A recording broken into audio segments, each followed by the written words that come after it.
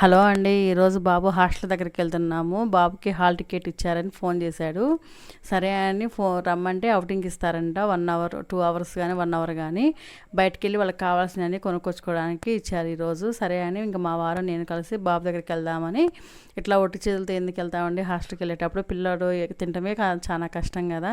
అందుకని వాడి కోసం అని వాడికి ఇష్టమైన సగ్గుబియ్యం కాసాను. సేమియా వేసి సగ్గుబియ్యం వేసి కాసానండి. కొంచెం ఏమో పుటాని, బెల్లము, కొబ్బరి, నెయ్యి, ఎలాచి వేసి బాగా మిక్సీ పట్టించేసి అవి లడ్డూలు చేసేసానండి. అవి కొంచెం కొంచెం నెయ్యి వేసి ఇట్లా వండల్లా చేసి పెట్టేశాను. బాబుకి వెళ్తా తీసుకొని వెళ్ళాము. ఇంకా దాంతోపాటు బగారన్నము, చికెన్ ఫ్రై కూడా చేశానండి. చికెన్ ఇప్పుడు తినొచ్చండి, ఎక్కువసేపు ఉడకబెట్టుకొని తినమని చెప్తున్నారు కదా. నేను కూడా ఎక్కువసేపు ఉడకబెట్టేసి ఒక హాఫ్ అన్ అవర్ ఫ్రై చేశానండి. అసలు చాలా బాగా కుదిరినాయి. ఇంకా బాబు హాస్టల్ దగ్గరికి అయితే వెళ్ళాము. వెళ్ళినాక బాబు వాళ్ళ ఫ్రెండ్స్ బాబు కలిసి తిన్నాడు.